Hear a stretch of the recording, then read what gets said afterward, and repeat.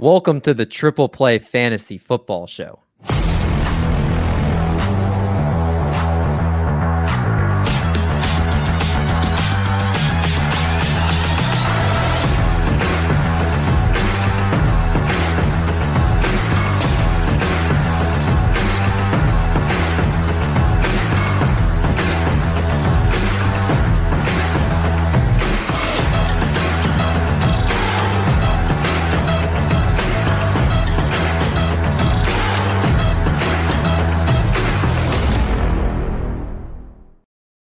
What's going on, everybody? Welcome back to the podcast. Welcome into another episode of the Triple Play Fantasy Football Show, a proud member of Fantasy Points and the Fantasy Points Media Group.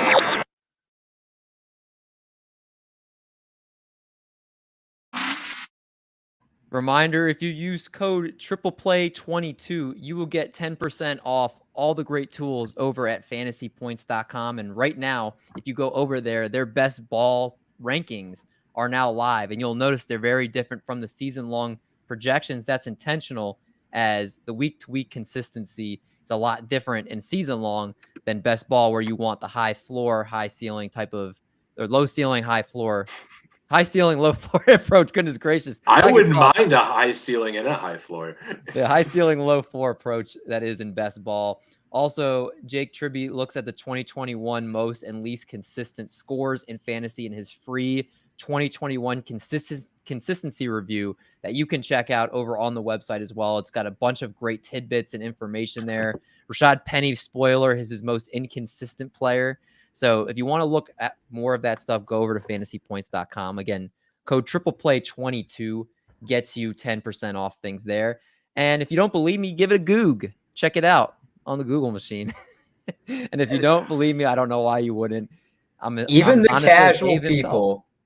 casual people right now are starting to prep for fantasy football drafts. So there's no reason you shouldn't be checking it out. That's right. That's right. We're here. And our guy NBA Rigged in the house tonight. TP family checking in. That's one of the best guys in our Discord. So happy to have him joining the show tonight. Johnny Foosball and Doc here with me, as we have no Brad Stradamus. Johnny, how was your trip over in the northeast part of the country up in Maine over there? It was good, man. They can have a good time up there, and it's warm, but not as warm it is down here back in Baltimore, and it's 95 all of a sudden. It's a scorcher out here now. Doc is living his life. His apartment still feel like getting worked on every day. How's that stuff going? You know what? It's pretty good. We don't have laundry service yet, but we got hot water again, so I can shower. And I might drop out of Triple Play Fantasy and become a lawyer because I reached a great settlement. Did you really? You didn't tell me about this. I'll tell you after the show. Oh, that's fantastic. Well, that's a teaser right there, if I've ever heard one. But tonight we're talking about our quarterback rankings. We're going through just kind of some debates. We're talking about our biggest busts, maybe our favorite fantasy values, and just over our quarterback strategy as we're going and getting in our drafts. We just finished our Scott Fishbowl drafts. All four of us. Speak for yourself. Are you still doing it? You're still going. We're still going. We didn't even get through a round yesterday. Doc, is your TV's cracked? Holy crap. Is your TV cracked? I think you said crooked. Oh, crooked. No, it's at an angle in the background. What round are you in? I think we're in round 16. Oh, you got a ways to go. Yeah, goodness gracious. Your league is very slow. I finished like 3 days ago, 4 days ago. That's what happens when you sign up for the Wilmington Delaware League. Just a joke. I love everybody I've been drafting when they seem awesome. I'll love if we have a listener in Wilmington, Delaware that just all of a sudden gives you crap. Let's go first. Let's talking about these quarterbacks here. Let's go about our quarterback draft strategy, because you hear it across the industry. A lot of people are saying to wait on quarterback, with as deep as the position has become these days and the points per game difference not being that different from you get past the first few guys to, the bottom of the top 12. So Doc, let me start with you. When drafting quarterbacks, what is your philosophy? Let's first do in just regular one quarterback leagues and then also in super flex leagues.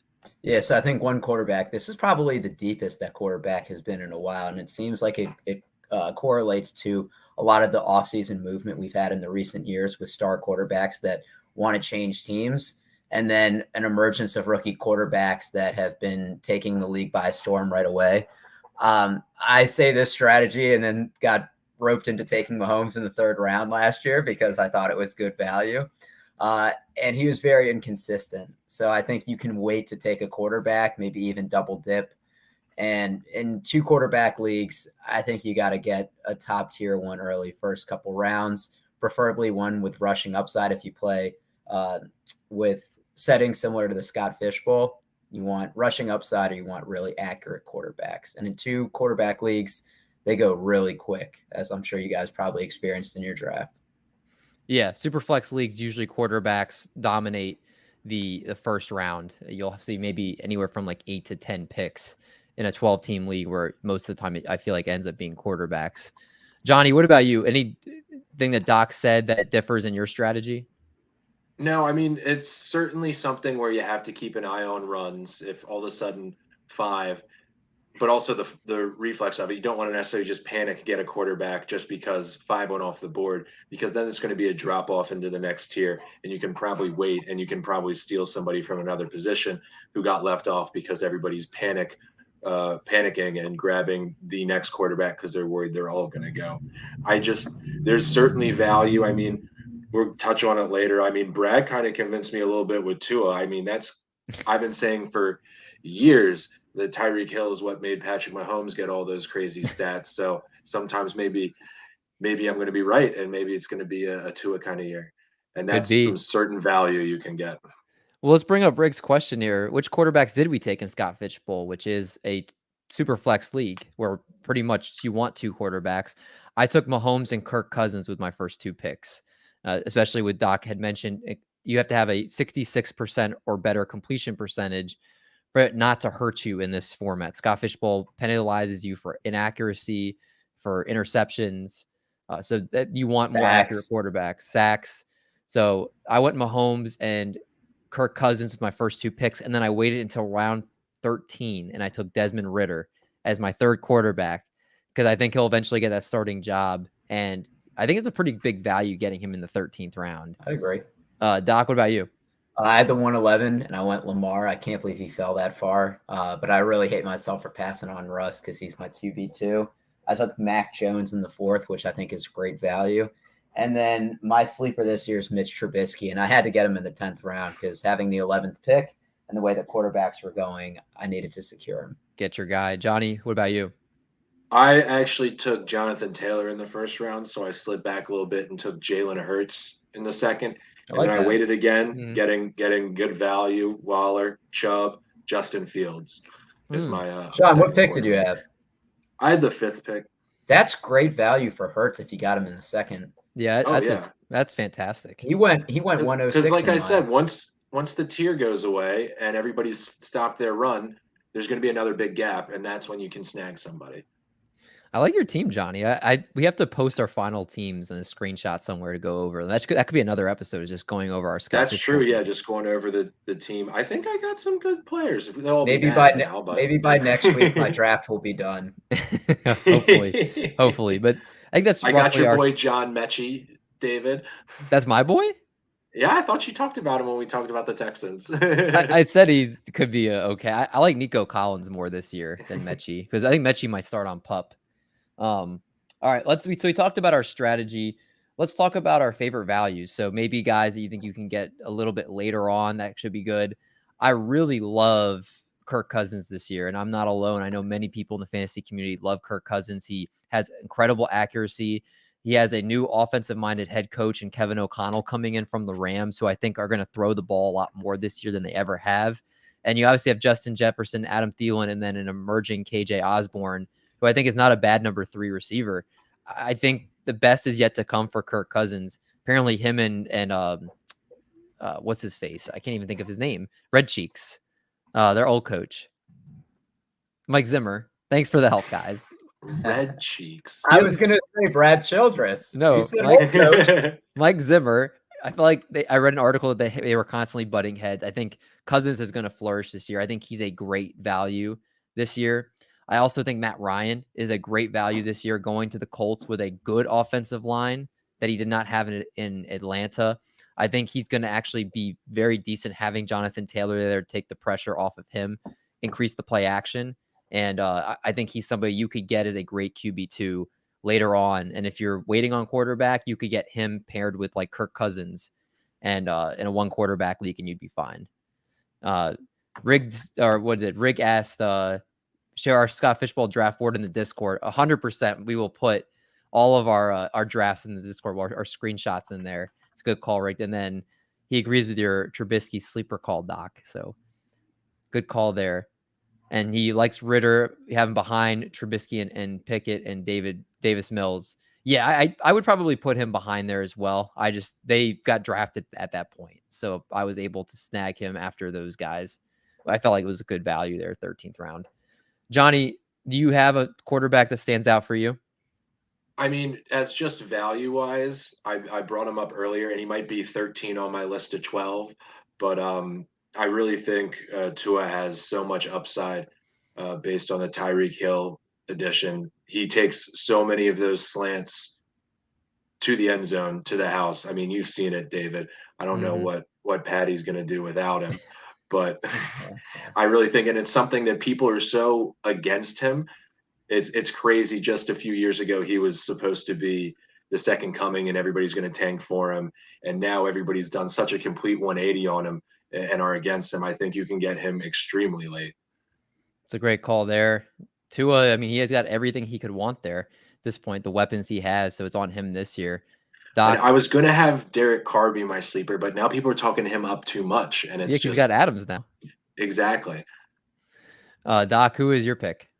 Yeah, so I really love Russell Wilson, and I love him first because he's out of the NFC West. Is he a sleeper? Is he like a value? Well, he's QB 10 on Fantasy Pros, and I have him as my QB 2. So I guess how you want to say with that, I that's mean, good fantasy value. 8 spot improvement by Eric. Yeah, I mean, a guy that can easily throw 30 touchdowns in a season. He had 25 in 14 games last year. He's now probably having the best group of wide receivers he's ever had with Judy, Tim Patrick, Cortland Sutton, our boy Albert O, a tight end, great running backs, a better offensive line. And the Broncos didn't give up 3 first rounds to have him run the ball. So I think he's going to have more volume, and he's playing in a division where it might be the best offensive division of all time. So expect a lot of shootouts with that game. And as Rig mentioned, love the Trubisky call. He's playing in Pitt, where Mike Tomlin's never had a losing season. Trubisky is 29 and 21 as a starter, only 27 years old, so younger than me, and I got a baby face. He'll give you a little bit of rushing upside, and he threw 8 passes last year. So if he had any injuries, he's starting the season truly healthy. Okay. Well, talking about Russell Wilson and Derek Carr, Rigged asks, Carr or Wilson for all 3 of you fine gentlemen, and why?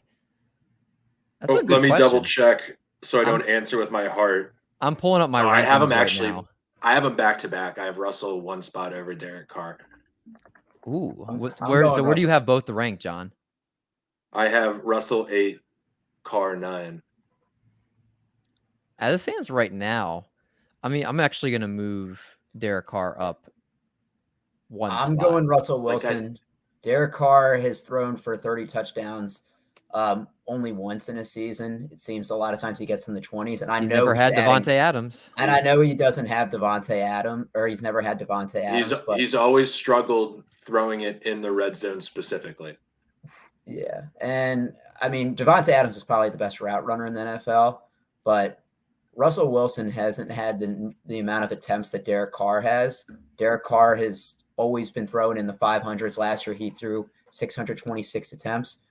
Russell Wilson, for most of his career, throws in the 400 attempts, and his top 30 touchdowns 5 times. I think Devontae Adams is going to really help Derek Carr in the red zone, because if you single colored Devontae Adams, he's just going to, his footwork in that area is going to get him open consistently on single coverage. So it's going to come down to then Darren Waller, who also, I'm sure if he's single covered, could demolish whoever. So you can't double cover either of them. What about Mr. Renfro? He's the second best route runner to Devontae Adams, number 1. I mean, I had a bigger gap when we just started this discussion. I had Russell Wilson as my QB 6, and I had Derek Carr as my QB 13. But I think I need to bump Derek Carr up a little bit. Yeah. I still think Russell Wilson slightly, because like Doc mentioned, he's getting paid a lot. They traded a lot for him. and they're going to actually let him throw, I think, a lot this year, especially with Nathaniel Hackett behind coaching here. But it definitely wouldn't shock me if Derek Carr finished ahead of him. I think it's definitely a very fair question. Let's talk about. I was going to say, Derek Carr has played 31 less games than Russell Wilson, and Russell Wilson has about 300 more passing attempts. So when you break it down, it's about Derek Carr would need to average 9 attempts per game over the next 31 if Russell didn't play. I need to tie him. So it lets you know that the Raiders have been letting Derek Carr throw the ball more than the Seahawks let Russ. And part of that's a function of losing. So I wonder what the issue is if they now start getting leads more frequently. That's always the misleading stat about Derek Carr is like per his season mark, he has the most like fourth quarter comebacks and game winning drives out of anyone, once they reach his age. But that's just because they're behind all the time. That appeared on my Facebook feed. Yeah. Facebook feed, goodness gracious. Let's talk about our biggest bust at the position. Who do we think is absolutely going to bust? And we could put context to this. Somebody you think maybe the top 10 quarterback that you think could bust and be somebody that's like towards 20, somebody that you think is going to be drafted in the top 3 or 4 that ends up being more of a back end QB1 and is a bust. Who do you think is really just going to underperform where they're being drafted from? I have a feeling I know where John's going with his, so I'm going to let him kick this off. Why don't you get your Patrick Mahomes slander out now? I mean, he's a product. It's actually funny. I need to give it 13 seconds. If there's something called like some AI web service, if you guys have heard about the AI art thing, that also does it for an essay. And Nicole went and asked it to write an essay about why Patrick Mahomes is overrated. Oh my God. But he's a product of the pass-happy offense of Andy Reid's offense. Here we go. The first sentence is, he's a product of Andy Reid's pass-happy scheme. Yeah, I thought that too. Wait, but John, anyway, did you and Nicole bond over Patrick Mahomes hate at first? Like, you walked into a bar together and you both slandered Mahomes, and it was Patrick love at first Mahomes sight. wasn't big 6.5 years ago. Oh, That's true. But yeah, no, he's schemed up to do well. He's also gotten absurdly lucky in interceptions over the course of his career. It finally regressed a little bit last year, and we saw what happened, where he's been throwing interceptable passes for his entire career. They've just never been picked off before. And with Orlando Brown a little disgruntled, is the offensive line even going to be any good? There's a lot there. Kelsey's going to become double covered because nobody has to deal with Tyreek Hill, so that safety valve is gone. Tyreek Hill is the ultimate safety valve for Patrick Mahomes. That's gone. So whenever Patrick Mahomes is doing those outrageous scrambles that he does, he won't have the relief valve he normally does. I'm seeing more sacks, more picks, more fumbles. So where do you have him finish in your rankings, John? I actually have him high because I didn't want to just be a hater, but I would love for him to drop out of like the top 12. John, The top 12? You're making no, I would love for it to happen, but John, I think I still have him like 6th. You're making it very compelling to see what the odds are that Chiefs miss the playoffs. Oh, it could happen. Tough division. They had an article, Bill Barnwell wrote an article on ESPN that said if you look as far as quarterbacks, he basically ran the numbers. I think he used like a very advanced quarterback statistic. Forgot the statistic he used, but he ran stuff for the last 50 years. And statistically, this year, that division is the toughest division it's ever been in terms of the quarterbacks that are in it. So it's going to be a dogfight this year. Like 3 of the 4 teams, I think, get in the playoffs this year. That's how much I think it's the opposite happens, and because they all lose to each other, none of them get a good record. rigged. It's like in Johnny's analysis with talking about Derek Carr. Frequently failed, his weapons have failed miserably, except for Waller. But yeah, it's gonna be very interesting. And then now with McDaniels there, that's something that's a good point that we didn't talk about. McDaniels might have better schemes to draw players to get open more than in their previous coaching staff too. So that's a good point there. I will say this about Patrick Mahomes. So is it fair to say the collection of receivers he has is the best he's ever played with this year? No, because I think when you lose somebody like that who's just such a top end, there's no way you can replace one of the most explosive wide receivers. Yeah, I don't think quantity overrides quality in this scenario. Well, you lost Tyreek Hill. You gained Juju Smith-Schuster. You gained Who Marquez wasn't that Valdez, good last year? Who wasn't MVS, that good last year? and you gained Sky Moore. I like Scott Moore. Who is an unknown quantity. But keep in mind, with Tyreek Hill and Travis Kelce in years past, it's been Byron Pringle, it's been Demarcus Robinson, it's been Mecole Hardman, it's been Sammy the Watkins. ghost of Sammy Watkins, who was only healthy for like half the games. He's the ghost of Sammy Watkins when he doesn't do well, but he's a good receiver when he does do well. He was only available like less than half the games, though. Dude, I'll say this. There's only one wide receiver in the NFL that is catching that slant pass against the Bills and taking it to the house, and that's Tyreek Hill. I agree with you, but I think Andy Reid is in Patrick Mahomes having a whole offseason to make new scheme, like draw up new plays. I do think like you guys are going to basically like you're dismissing the fact that MVS is going to run deep. So he's going to if they play in, which he did with the Packers and Aaron Rodgers, who's a fraud quarterback in his own right, Fraudgers. But you see what I mean? It's not like MVS was coming from some no name throwing him the ball and just is now going to do really well. He had an MVP throwing him the ball and he still didn't do that well. Well, he led the league in yards per reception 2 years ago. I'm not ready to write Mahomes off yet, but I do think that we all agree that Josh Allen is the QB1, and Mahomes had that for a couple of years. So I think it shows, like, obviously Allen has ascended, but I think Mahomes has descended a little bit from that 50 touchdown season. I have Kim as QB3 behind Allen and Herbert. And I was really wrong about last year. Like he really, I thought he was going to have some regression in his rushing statistics, but he threw the ball so much last year that he overrode that. I think Mahomes is going to surprise some people this year. Not saying he's going to win the MVP or anything, but I think people that are expecting huge regression, I think that they're going to have a better group of receivers where they're getting open more consistently. And he doesn't have to just rely on two players getting open because the other guys weren't getting open. They're horrible receivers. So it's like if he scrambled and those two guys weren't open, that's when he would try to force a ball. So like you have Juju Smith-Schuster in single coverage. You have MVS taking the top off the defense. I really love Sky Moore in the slot this year. I think you guys will see. I know he's everybody's darling, but there's a reason he was like one of the later receivers drafted. If it was such a no-brainer that he's going to be fantastic, he would have been drafted early. He's a second round pick. I have Mahomes as my QB6. So, I mean, I'm not writing him off, but I do think he slips. Doc, who's your biggest bust? I mean, it's got to be Kyler Murray. And I've seen him as a popular bust this year. So take away no DeAndre Hopkins for 6 games. And I hate the argument of, well, he has Marquise Brown, his Hollywood teammate. That's his college teammate. They haven't played together in the pros yet against. No. That's why we're talking up Devontae Adams and Derek Carr because they're college teammates.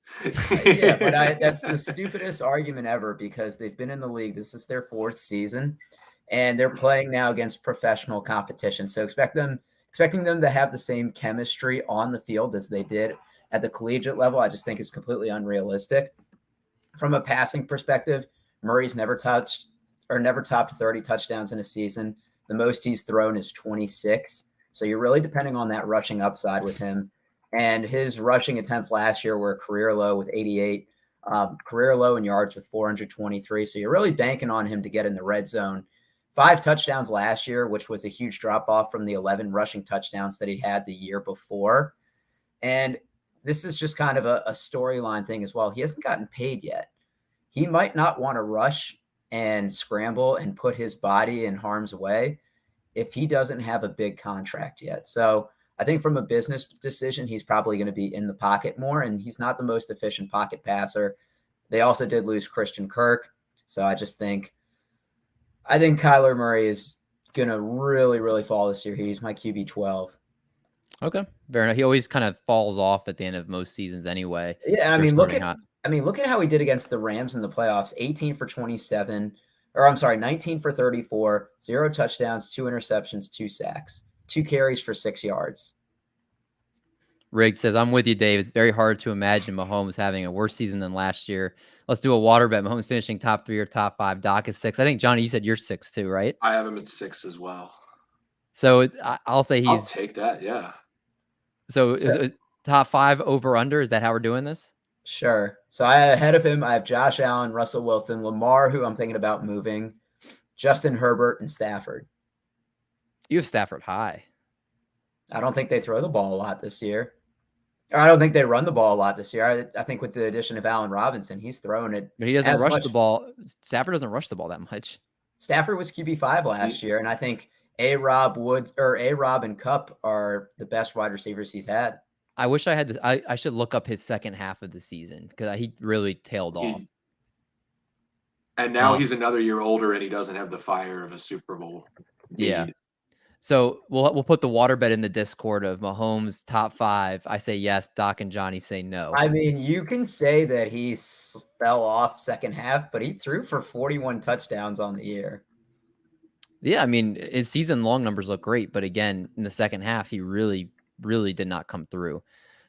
Latest news: Kyler should be signed very soon, like Lamar, who will be under the franchise tag. Yeah, we have to keep an eye on that. Yeah, once I see that, maybe I'll change my rankings a little bit. My biggest bust this year is Joe Burrow, who in some places I've seen him being like as a top 6 or 7 quarterback. Keep in mind last year, yards or his passing touchdown percentage, which I think is the biggest stat to look at for quarterbacks and efficiency. He averaged he was a 6.5% passing touchdown percentage. Keep in mind the league average is right around anywhere between 4 and 5. So his first year, he was 3.2. Second year, 6.5. It's a huge jump and not something usually repeatable, but besides guys like Aaron Rodgers, like who usually consistently throw tons of touchdowns in the red zone. So I think Joe Burrow's passing touchdown percentage will go down somewhere closer to the middle between those two numbers. And this man did throw, like, his yards per attempt was almost 9. That's also something with that type of touchdown percentage that does not replicate year after year, especially with a 70% completion percentage, which was number 1 in the NFL. I do like how David's just saying, look at all these great stats my man threw up last year. They don't all again. normally correlate together. You don't have an 8.9 yards per attempt and also lead the league in completion percentage. Usually if you throw the ball that much more downfield, you're going to have more incompletions. That stuff doesn't usually stick together. To play devil's advocate, does the Bengals' improved offensive line change your thought at all? At the same time, they could run the ball more, which they at some points in the second half of last year didn't do. So I do think you have to keep in mind too, like Jamar Chase had arguably one of the most efficient seasons ever. I think he had as many 50-yard touchdowns as Randy Moss did in his rookie year. And then I think only a couple of other players have done that. No one's ever done before except for Randy Moss, I guess. But it's more like you don't see that type of stuff year after year. So like I know, but at some point I just wonder when a flip switches and you say, okay, maybe they are generational talents, which is why their statistics are so good, instead of saying their statistics are going to have to go down.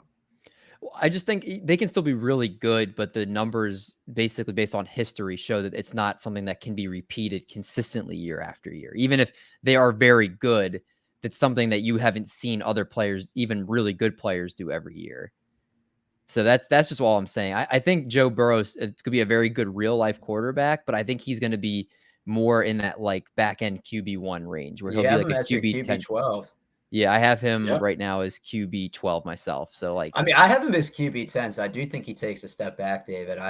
I'm not ready to put him at QB 12, but I agree with what a lot you're saying. I just think he's still becoming really good. Just for fantasy, he might not.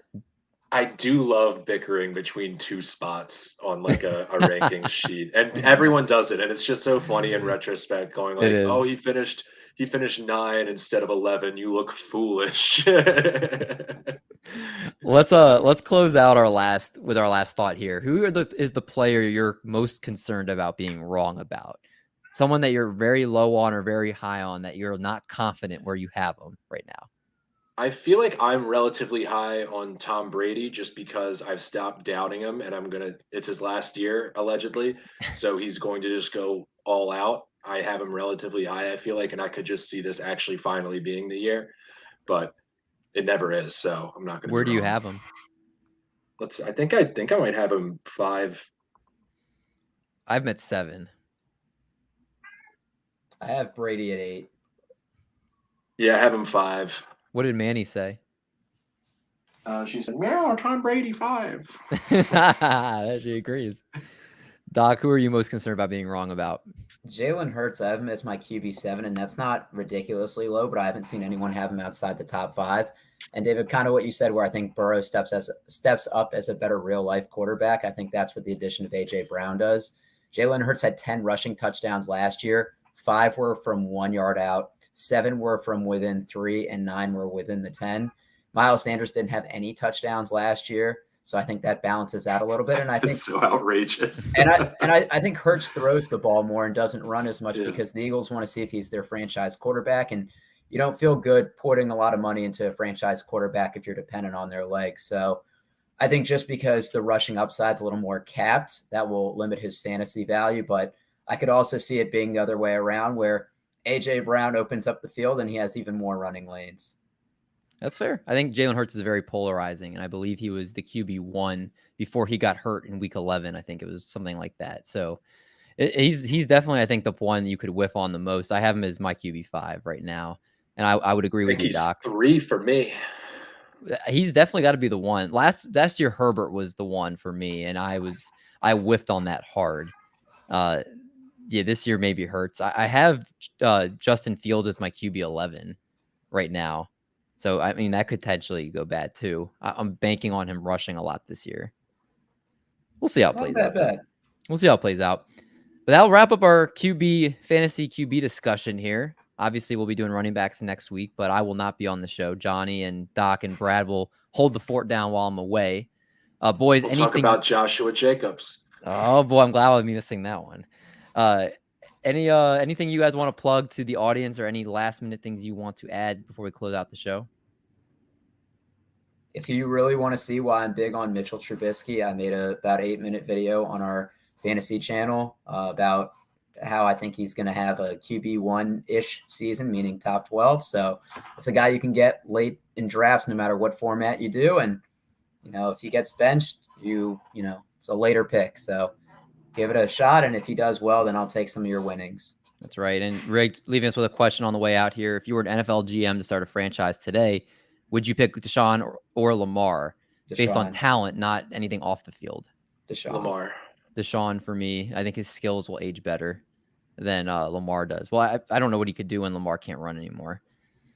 But good question nonetheless there. We're kind of split on that call.